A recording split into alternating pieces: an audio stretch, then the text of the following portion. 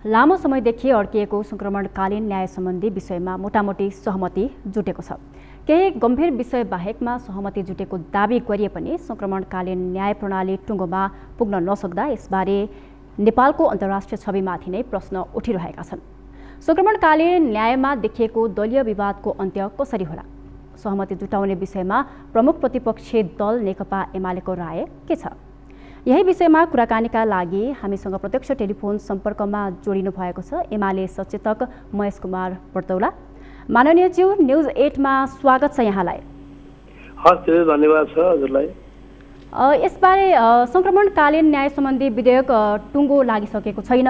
यो विधेयक टुङ्गो नलाग्दा पीडितले न्याय पाउन सकेका छैनन्। केही बुँदा बाहेकमा सहमति जुटेको खबर बाहिरेको अवस्था छ। यसमा भएको के हो माननीय ज्यू, यसबारे प्रश्न पारिदिनुहोस् न। 2063 साल मङ्सिर 5 गते बृहत शान्ति सम्झौता भयो। त्यस पछि करिब 17 वर्षदेखि द्वन्द्वकालीन मुद्दाहरू, त्यति बेलाका पीडितहरूले अहिलेसम्म न्याय नपाएको अवस्था छ। करिब 17 वर्षदेखि हामीले कानुनी रूपमा यसलाई व्यवस्थित ढङ्गबाट सम्बोधन गर्न सकेनौँ। कयौँ जटिलताहरू सिर्जना भए, कयौँ अब दाउपेचहरू रहे, बिचमा टुङ्ग्याउने धेरै प्रयत्नहरू पनि नभएका भएका थिए। तर त्यसमा सहजताको ठाउँबाट परिस्थिति अगाडि बढ्न नसकेको देखिन्छ। अहिले हामीले यो संसदमा टिआरसीसँग सम्बन्धित सङ्गमकालीन न्यायसँग सम्बन्धित एउटा विधेयक संशोधनको रूपमा आएको छ। त्यसलाई कानुन संसदको कानुन न्याय तथा मानवाधिकार समितिमा हाम्रो समिति छ जहाँ हामी छौँ, त्यो समितिमा आयो र त्यसले अलिक प्रायोरिटीमा राखेर यो विधेयकलाई टुङ्ग्याउनु पर्छ। द्वन्द्वकालीन घटनाहरूलाई सङ्गमकालीन न्यायलाई टुङ्ग्याएर पीडितलाई न्याय दिनुपर्छ भन्ने ठाउँबाट हामीले काम गऱ्यौँ। त्यो काम गर्ने क्रममा उपसमिति पनि बनायौँ। यो उपसमितिमा हामीले सबै राजनीतिक पार्टीहरूको विशेष गरी 11 जना सदस्य रहेको उपसमिति बनायौँ। त्यसले 3 चरणको हामीले समितिमा पहिला 21 दिनको समय दिएको थियो, त्यसपछि 15 दिन, त्यसपछि 7 दिन गर्दा हामीले 3 चरणमा यो कामहरू गऱ्यौँ। यो बिचमा विभिन्न सरकारवालाहरूसँग पनि जोडिएर यससँग सम्बन्धित उहाँहरूको ओपिनियनहरू के छन्, सुझावहरू के छन्, हामी कसरी अगाडि बढ्न पर्छ, हाम्रो अन्तर्राष्ट्रिय मानवाधिकारसँग जोडिएका कमिटमेन्टहरू के छन्, मानवाधिकारको तहबाट हाम्रा कन्सर्नहरू के हो, सर्वोच्च अदालतले यससँग सम्बन्धित जोडिएका घटनाहरूमा कसरी चाहिँ फैसलाहरू गरेका छन्, नजिरहरू के छन् र स्थापित मानवाधिकारसँग जोडिएका हाम्रा मान्यताहरू के हो, कुन प्रकारका अभिसन्धि सन्धिमा हामीले हस्ताक्षर गरेका छौँ, यो समग्र पाटोहरूलाई हामीले केलायौँ। त्यसको आधारबाट केही यसलाई संक्षेपीकरण गऱ्यौँ। आज हामीले उपसमितिको करिब अन्तिम दिन थियो। हामीले आजसम्म भएका छलफल प्रक्रियाहरूलाई एउटा प्रतिवेदन बनाएर समितिमा पेश गर्ने निर्णय गर्यौँ। यो आम सहमति भयो, टुङ्ग्यो भन्ने विषय भन्दा पनि जे कामहरू गऱ्यौँ त्यसलाई प्रतिवेदनमा हामीले समावेश गरेका छौँ। केही विषयहरू टुङ्गिन बाँकी छ, अझ छलफल गर्न बाँकी छ। जस्तो हामी उपसमितिले कतिपय टुङ्ग्याएका विषय पनि फेरि समितिमा पनि छलफल हुन सक्छ। त्यस कारण हामी नेकपा एमालेको तर्फबाट हामी के चाहन्छौँ भने यो सङ्क्रमणकालीन न्यायलाई टुङ्ग्याउनुपर्छ। यो टुङ्ग्याउनुपर्छ भनेको अर्थ पीडितलाई न्यायको अनुभूति दिलाएर चाहिँ यो कानुन टुङ्ग्याउने कुरा हो। यो हजुरको सङ्गमकालीन न्याय टुङ्ग्याउने विषयको सुनिश्चित गर्ने हो। त्यसको लागि उपयुक्त कानुन बन्यो। यसको लागि हामी जिम्मेवार बोधका साथ हामीले यसमा यो छलफल प्रक्रियामा त्यही ढङ्गले सहभागी भइरहेका छौँ र अहिले समितिमा मूलत केही प्रश्नहरू सिर्जना भएका छन्। जस्तो नटुङ्गेको विषय, छलफल गर्न पर्ने विषय भन्दा केही विषय रहेका छन्। जस्तो के छ भने जस्तो मानवाधिकारको गम्भीर उल्लङ्घनको घटनामा हत्याको परिभाषा कसरी गर्ने भन्ने विषयमा हामी बिचमा अलिकति छलफल बाँकी छ। यो समस्या गाँठो परिसकेको छैन, तर यो छलफल गर्न बाँकी हो। यहाँ टुङ्गिएन, यहाँ सहमति हुन सकेन, निष्कर्षमा पुग्न सकेनौँ।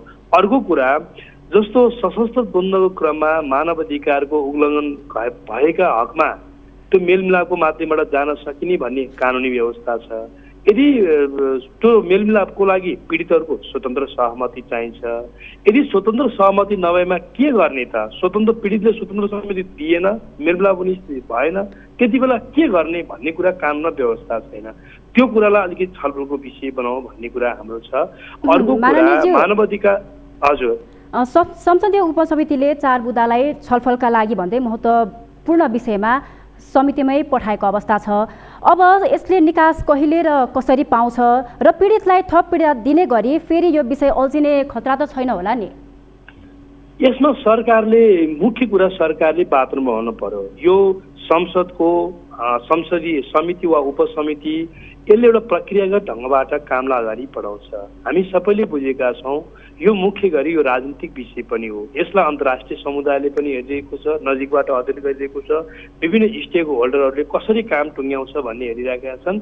मूलतः राजनीतिक विषय भएको कारणले गर्दा राजनीतिक वातावरण बनाउने मुख्य दायित्व सरकारको हुन्छ। तर सरकार हामी यो महत्त्वपूर्ण यो टिआरसी विधेयक सङ्गमकालीन न्यायकोलाई निरूपण गर्नका लागि यसरी मसिनो ढङ्गले काम गरिरहेका छौँ। तर सरकारले अहिले वातावरण बिगार्ने गरी गिजोल्ने गरी भूमिका खेलिरहेको छ। जस्तो तपाईँलाई उदाहरणको रूपमा भनौँ, अस्ति 16 गते हाम्रो पार्टीका संसद दलका नेताले संसदमा एउटा विषय राख्नुभयो। जस्तो फागुन 1 गते 2052 सालमा सशस्त्र युद्धको घोषणा भयो। उहाँ माओवादी केन्द्रले त्यसलाई गर्वको रूपमा एउटा चाहिँ गौरवको दिनको रूपमा उल्लासमय दिनको रूपमा मान्न सक्नुहुन्छ, उहाँहरूको पार्टीको आन्तरिक कुरा हो।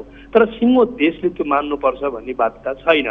सिङ्गो जनताहरूले सबै चाहिँ नागरिकहरूले यसलाई चाहिँ उल्लासको रूपमा सार्वजनिक बिदा दिएर यसलाई चाहिँ पर्वको रूपमा स्वीकार गर्नुपर्छ भन्ने छैन। त्यसलाई हटाइनुपर्छ, त्यो बेठिक छ भन्ने कुरा हाम्रो अध्यक्षले राख्नु भएपछि सरकारको तर्फबाट त्यसको प्रतिक्रिया आयो, त्यसको प्रतिवाद भयो, त्यो हामी मनाउँछौँ। त्यो राष्ट्रिय पर्वको विषय हो भनेर उहाँले सञ्चार मन्त्री प्रवक्ताले त्यो प्रतिक्रिया दिनुभयो। संसदमा सरकार निकट दलका नेताहरूले पनि त्यो विषयलाई त्यही ढङ्गले उजागर गर्नुभयो। यसको अर्थ के छ भने द्वन्द्वकालीन घाउहरूलाई बिस्तारै बिस्तारै हाटा लगाउँदै जानुपर्छ, बिर्सँदै जानुपर्छ। तर त्यसलाई गौरवका दिनका रूपमा हो भनेर पीडितहरूलाई थप पीडा दिने प्रयत्न गर्न हुँदैन। यो सरकारको नेतृत्व गरिरहेको माओवादी केन्द्रले यो कुरालाई गम्भीरताका साथ, जवाफदेही ढङ्गबाट, जिम्मेवार बोधका साथ उसले सोच्नु पर्थ्यो।